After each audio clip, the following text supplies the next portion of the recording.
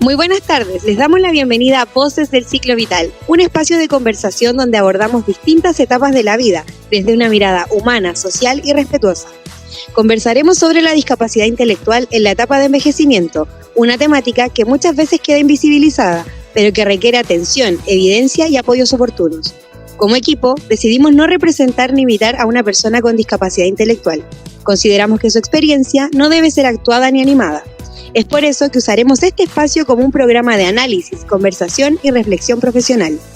Hoy hablaremos de características de esta etapa, fortalezas, dificultades, necesidades de apoyo, contexto y estrategias para favorecer una vejez digna, activa y con derechos.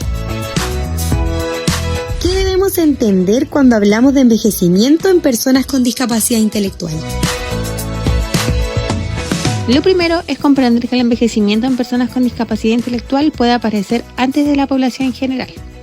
En nuestro trabajo se plantea que mientras la vejez suele asociarse a edades cercanas a los 65 años, en personas con discapacidad intelectual puede observarse los cambios desde los 45 o 50 años. O sea que tenemos aquí una diferencia de 20 años aproximadamente. Perfecto, o sea, no se trata solamente de cumplir más años, sino de observar cómo cambia la vida cotidiana de la persona. Exactamente, no estamos solo hablando de la edad cronológica. De hecho, el autor Milian Calendy en el año 2003 ya planteaba que la discapacidad intelectual y el envejecimiento constituyen un desafío súper importante en los sociosanitarios, porque pueden aparecer mayores necesidades de salud, de funcionalidad y de apoyo. Y esto busca promover la autonomía, prevenir la exclusión y ofrecer atención integral de las personas adultas mayores. Además, el texto de la Fundación AMAS, titulado Como cuando el tiempo se adelanta, refuerza esta idea del envejecimiento prematuro, especialmente cuando los apoyos no se ajustan a tiempo.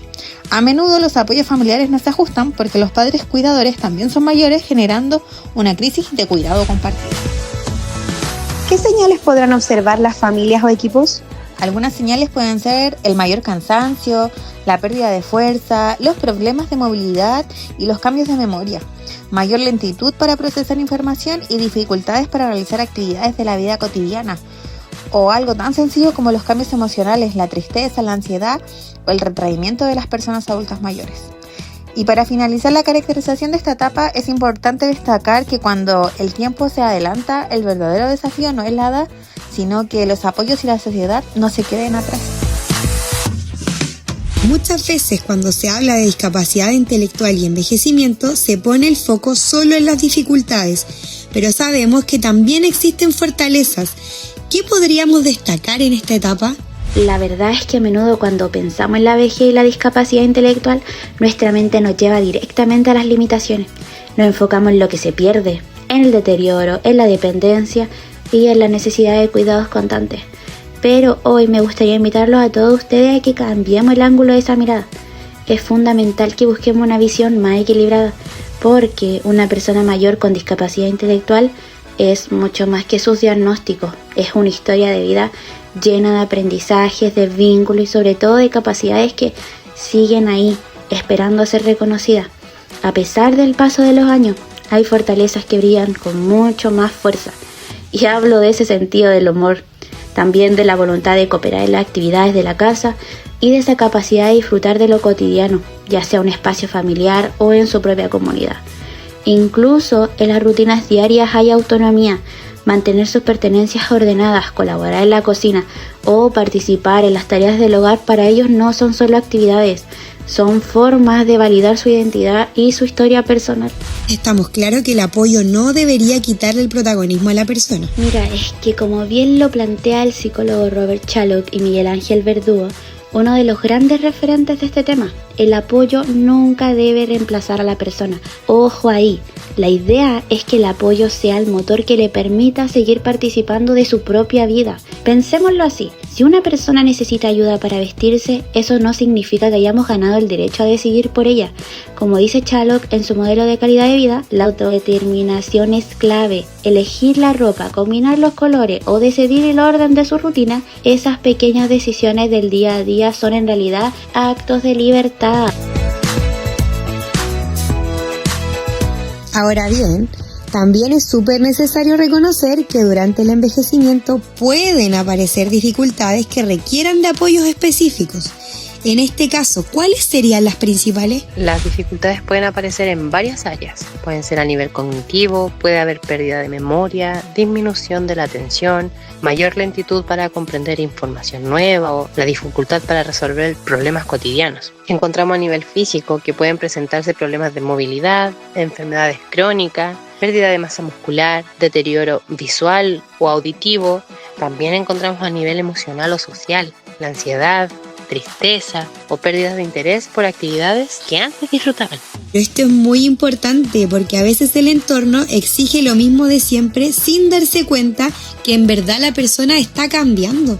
Totalmente, es importante. Mira, Donoso López, él plantea justamente sobre detección precoz de deterioro cognitivo en discapacidad intelectual la importancia de observar los cambios temprano y no esperar a que el deterioro sea evidente, porque la detección temprana permite ajustar apoyos, derivar a evaluación profesional y prevenir una pérdida mayor de autonomía. También Walasek y colaboradores en el 2022, ellos destacan sobre la importancia de no solo observar, sino que formar a cuidadores y profesionales para que puedan informar y reconocer estos cambios cognitivos en las personas con discapacidad intelectual. No basta con cuidar solamente, también hay que saber observar. Los apoyos deben ir actualizándose según la etapa vital. Pueden ser necesarios incorporar controles médicos más seguidos, apoyo emocional, estimulación cognitiva, adecuaciones del entorno, acompañamiento en actividades de la vida diaria y fortalecimiento de redes familiares como también las comunitarias. Bueno, hasta ahora hemos hablado de la persona, pero también es importante mirar el contexto. ¿Qué ocurre con el entorno en esta etapa? El contexto es fundamental. La persona no envejece de manera aislada, envejece dentro de una familia, una comunidad, una vivienda, un sistema de salud y con sus redes de apoyo.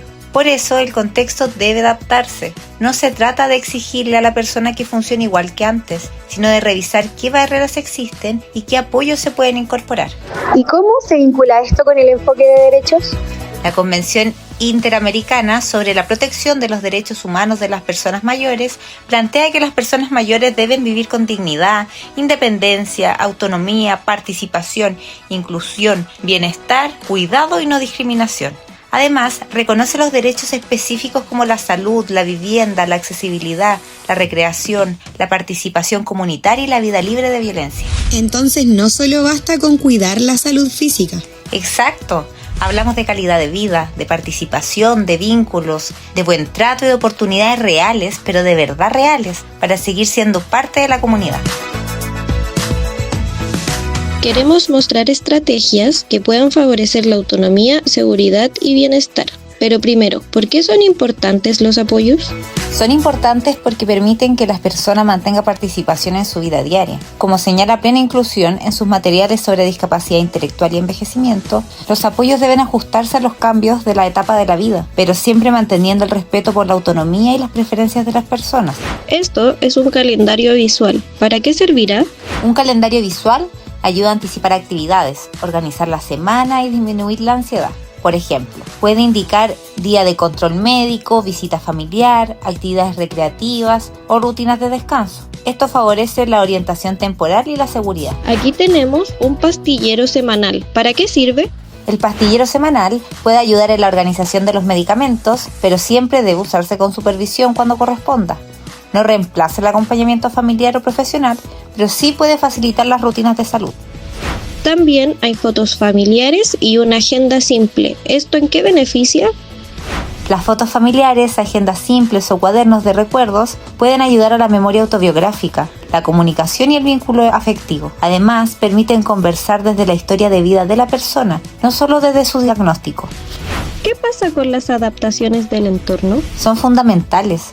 Una buena iluminación, espacios despejados, señalética clara, objetos de uso frecuente al alcance y prevención de caídas puede favorecer la independencia y seguridad. Eso se relaciona con lo que plantea la Convención respecto a la accesibilidad, movilidad personal, vivienda y bienestar. En el estudio de Tuñón y colaboradores sobre discapacidad y soledad no deseada, se revela la importancia de las redes y la participación social. Entonces, ¿los apoyos no son solo materiales? Exactamente. También son apoyos las llamadas familiares, las salidas comunitarias, los talleres, la recreación, el acompañamiento emocional y la participación en decisiones. La soledad puede afectar profundamente la calidad de vida. Por eso mantener vínculos es una estrategia de autocuidado. ¿Cuál sería la frase clave? Apoyar no es reemplazar, apoyar es facilitar que cada persona siga siendo protagonista de su propia vida, con los ajustes necesarios para esta etapa. Hoy hemos comprendido que el envejecimiento en personas con discapacidad intelectual puede comenzar antes que la población en general y que requiere de una mirada integral, sensible y oportuna. Pero también hemos visto que esta etapa no debe entenderse solo desde el deterioro. Es una etapa donde siguen existiendo capacidades, vínculos, preferencias, aprendizajes y posibilidades de participación. Cabe destacar que las personas con discapacidad intelectual no dejan de soñar, de sentir ni de aprender con el paso de los años. Hay que entender que envejecer para ellas no debería significar la invisibilidad ni el abandono, sino el reconocimiento de toda una vida de esfuerzo, de vínculos y de experiencias.